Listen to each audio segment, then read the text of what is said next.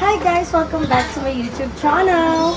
Ayan, so for today's video, ayan, for the grind tayo kasi nakikita nyo naman nag-everyday upload tayo. And this video is goes to buy. Goes to buy naman siya. So ngayon kasama ko yung iba kong friend. And syempre hindi lang naman BNT talaga yung mga kaibigan ko. So may iba-iba din akong set of friends. And sila yung mga friend ko na nag-i-school.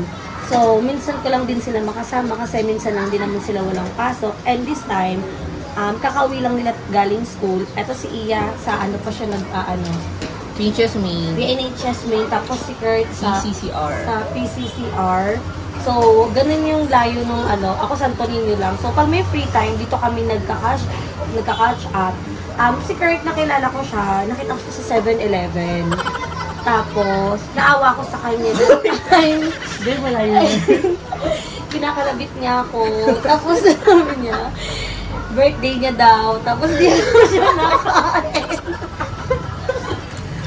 Tapos, kala ko siya lang mag-isa. Tapos, yun, kasama niya pala si Iya.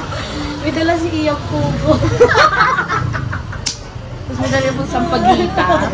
Hindi, kami. Pare-parehas kasi kaming alumni before nung Santo Niño High School. So, ako yung pinakamatanda. Siyempre. Ako yung tapos si Kurt. Ahead na lang para mas maganda. Ako, tapos si Kurt, tapos si Iya. Si Iya naman ay, nakilala ko siya nung nagtuturo kami ng cheer dance before. And siya si Miss Intramural. Yes. Diba? Siya si Miss Intramural. Tapos, ang dami ko na nakilalang mga friends dito simula nung lumipat na ako ng Santo Niño. Especially nung nagturo kami ng sayo talaga. Then, lately, nakaka-catch up na nakikipag-meet ako sa mga kaibigan ko. And, ngayon, yung dalawang kaibigan na laging kasama, which is sila yung aspiring SK, kaya lang wala sila ngayon kasi start na sila ng campaign, di ba? Busy na sila ngayon. Oo. Like, bira na namin sila makakasa. Tsaka ang hirap din pag may kaibigan ka nag-aaral kasi syempre yung oras nila, lahat naman sila, halos lahat ng kaibigan ko meron silang leadership background. Yes. So, parang ang hirap kasi lagi silang mga leader, ganito, lagi silang may naasikaso, katulad niya, wala na siya sa main, pero pumupunta pa rin siya, nagpapapansin siya doon. Ay, papansin kasi talaga akong tao. Hindi, kamusta naman yung school? Kasi ako gusto ko talaga mag-aral. Pero syempre, hindi pa kaya ng panahon at ng time ko, hindi ko pa kaya pagsabay-sabayin lahat. So, kayo, kamusta naman yung pag-school? So far naman sa akin, na-stress lang sa school kasi kakastart na namin ng October 2. Prelims agad sa buka. Ay, actually ngayon. Ay, ngayon. Tingin mo mukha lang ako lang ginagawa, pero mamaya, mag-araw-araw sipag lang ako. Diba? Ang hirap din talaga pag nag-school ka. So, si Iya naman, grade 11. Yes, ABM student. ABM. Ay, ABM din yung strand ko. Ganda naman yung karaniwan na ginagawa ng magkakaibigan every time na nagka-catch up sila, di ba? Nagkakwentuhan sa Nagkakwentuhan, tapos nagpa-plastic. Ay! Wala pala yun? Hindi pala. Walang plastic sa amin. Si lang. Hoy! Hindi, lang. Normal naman na nagka-catch up at nagkakwentuhan about sa nangyayari in life. At ako talaga, updated naman sila. Diba? Updated sila kung ano yung nangyayari sa akin sa araw-araw kasi nakikita nyo naman nag-everyday upload ako. At supportive naman yung mga friends ko every time na nag-share ako ng video. Lalo na ilan din sa mga vlog ko na kasama din sila. Pero ginugol ko na makasama ko rin kayo araw-araw. Kaya lang hindi. Dahil may kanya-kanya kaming schedule. At the same time, may mga kanya-kanya kaming priority in life. So, mahalaga kasi to yung kakamustahin mo yung kaibigan mo. Diba? Kasi kami yung tipo na magkakaibigan na kahit hindi kami mag-chat, hindi kami magkamustahan. Well, nagkita kami, magkakaibigan pa rin kami. At walang halong plastikan. Diba? Uy, baka sabihin nila may pinapalitan tayo. Pero, Parang gano'n naman. Wala ba? Wala naman gano'n. Kaya yun guys, maganda na nga na lagi nyo check yung mga kaibigan nyo kasi di mo alam kung may pinagdadaanan ba or what. Simple by checking, parang, dahil, what I mean, sisimpleng check lang sa kanila para malaking para sa kanila kasi ang laking ng impact. At saka ang sarap sa feeling pag pinangangamusta. Pag hindi ka nila nakakalimutan. At ako hindi naman ako nagsiselos kung nakikita ko yung ibang set of friends ko na may kasama mga bagong kaibigan. Kasi gano'n naman talaga, hindi naman pwedeng umikot yung mundo mo sa kanila lang. I mean, umikot yung mundo nila sa'yo lang. Diba? May mga kanya-kanya tayong ginagawa, may mga kanya-kanya tayong mga kaibigan. Ako, BNT, di ba? Tapos sila Adi. Marami naman akong friends, pero syempre, hindi lang naman pwede sa akin mamikot yung mundo nila. Pero marami akong, ang maganda lang sa mga naging kaibigan ko, one call away, makakasahan ko talaga. At never talaga akong nakaranas ng pangbabox. Yun yung kasi kailangan mo magkaroon Hindi ka pa nakakalas kasi hindi mo pa nalalaman. Oh, yun! Hindi ka pa kayo nahula. Hindi, Hindi mo pa nakikita yung GC na wala ka. May GC pala kayo na wala ako na. Hindi, tawag dito? Maganda din kasi na maganda yung environment or maganda yung set of friends na meron ka. Diba? Sobrang healthy, lalo na pag down na down ka. Diba? So, update na din to guys kasi nakikita ko din naman sa YouTube channel ko. Ito si Kirk, di ba lagi ka nagbabasa ng mga comments sa YouTube ko? Yes. So, marami din nagtatanong kung kamusta na ba daw yung business ko. So, ito na din yung time para ma-open namin. Kasi kahit sa kanila, hindi ko pa rin naman nasasabi kung bakit hindi na ako nakakapag-update. So, parang itong vlog na to is update din sa business na yon, which is, isa siya, ito, yung pagkakape. Ito din kasi yung hilig namin, kung makikita nyo. Pero sa business ko before, may kape din na kami tinitinda. So, throwback muna tayo. Nag-start yung business around April. Sana hindi pa nangangalay si Paul. Okay ka lang? Uy, okay ka lang? Uy, hindi mo naririnig. 6 minutes na.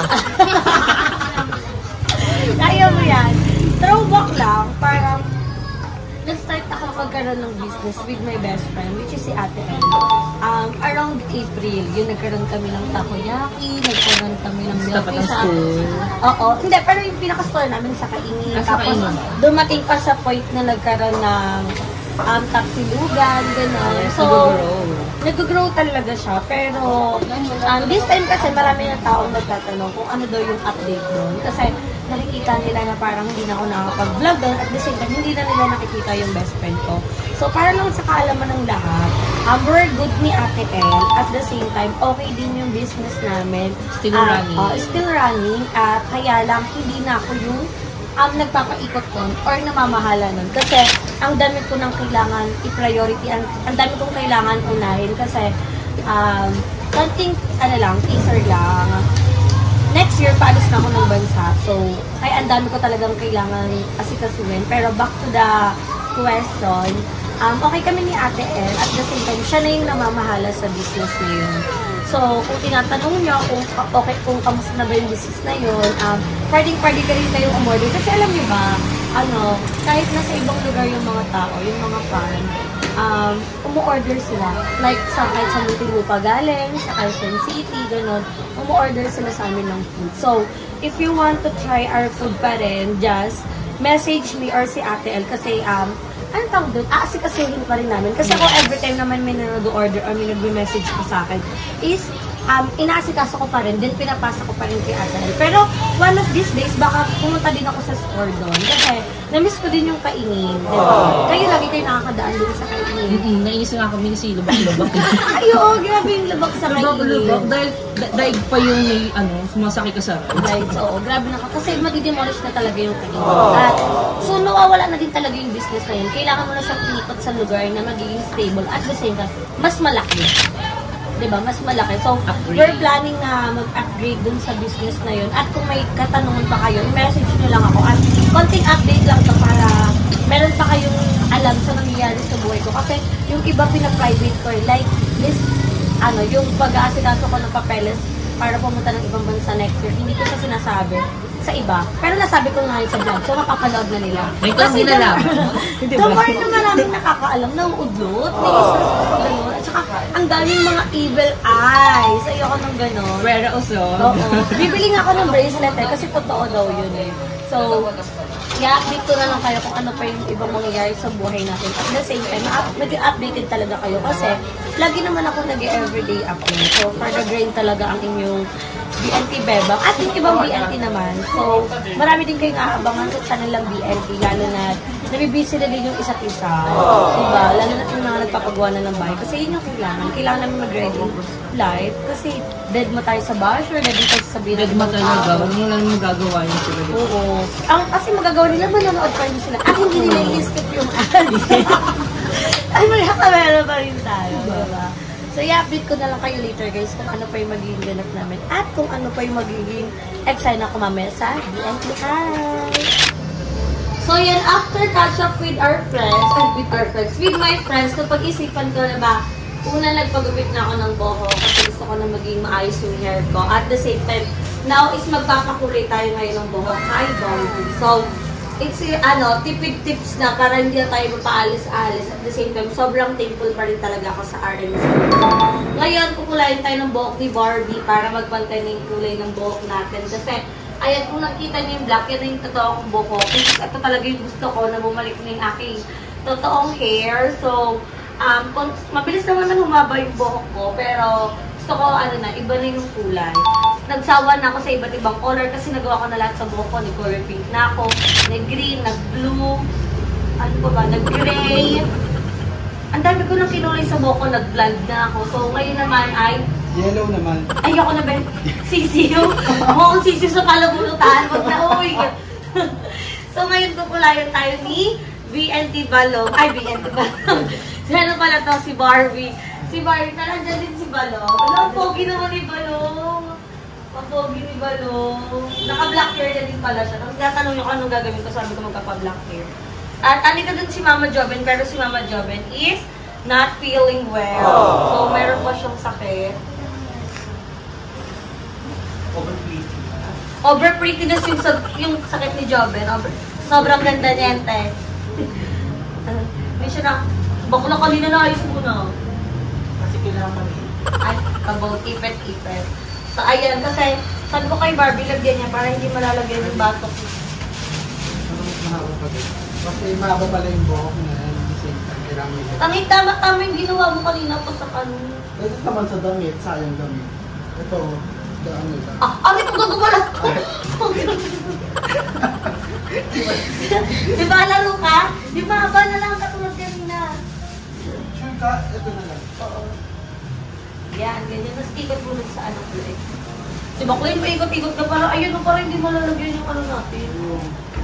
Okay na yung Bakla abang nalagyan yung damit Parang yung gel yan. Lagi sa mabatag yan.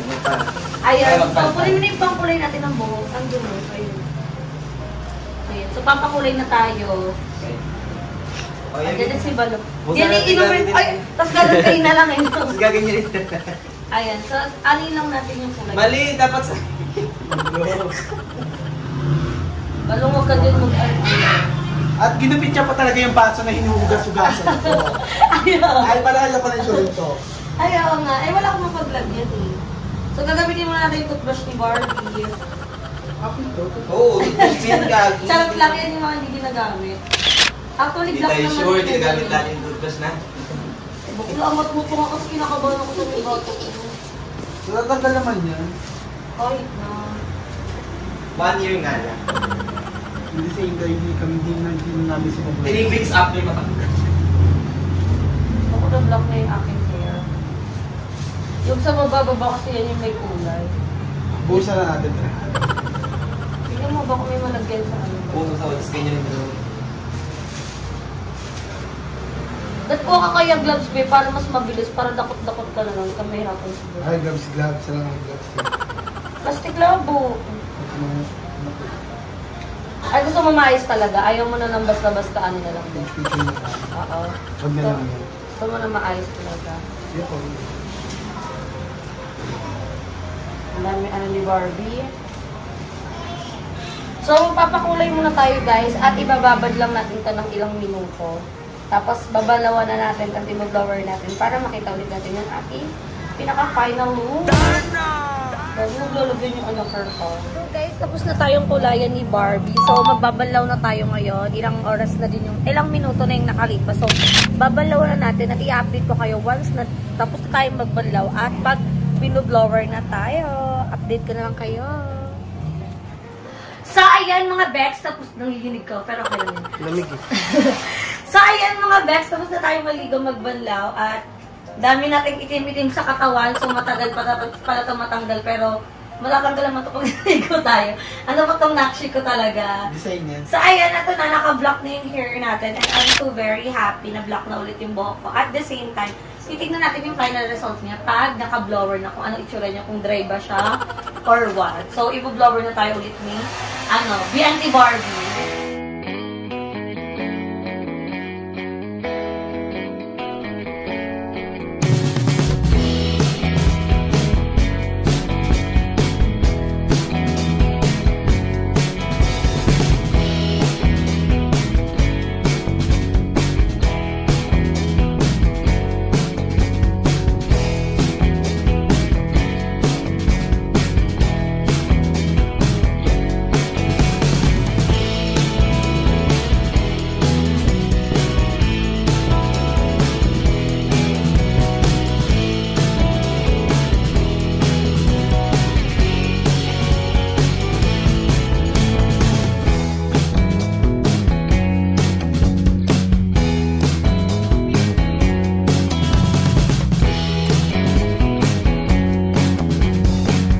Ayan!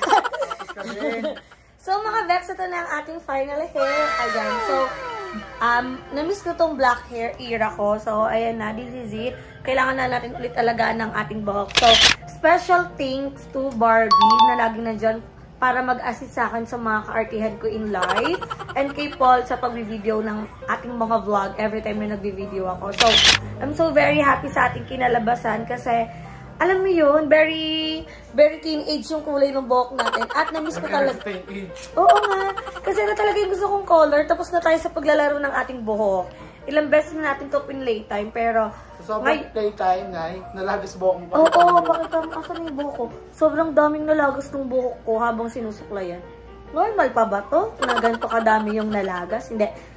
Isa din sa factor pag naglalagas yung buhok mo, isa-stress ka. So, tayo ay fully book ngayon sa ating mga problem. Kaya, pero laban lang in life. Ayoko na mag-share sa inyo ng negativity. Pero, ayan, maraming salamat sa panonood ng vlog na to. At syempre kay Barbie.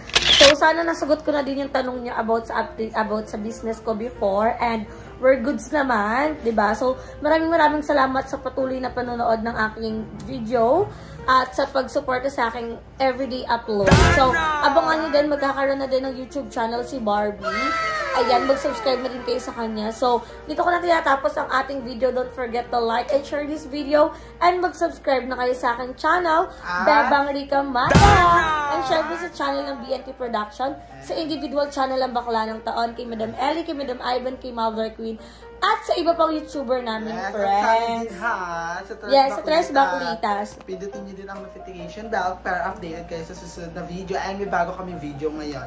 Panoodin nyo na yun, mga ba. Yeah, so, hindi ko na alam sasabihin ko, Barbie. So, magkita-kita tayo sa susunod kong vlog. See you in my next video, guys.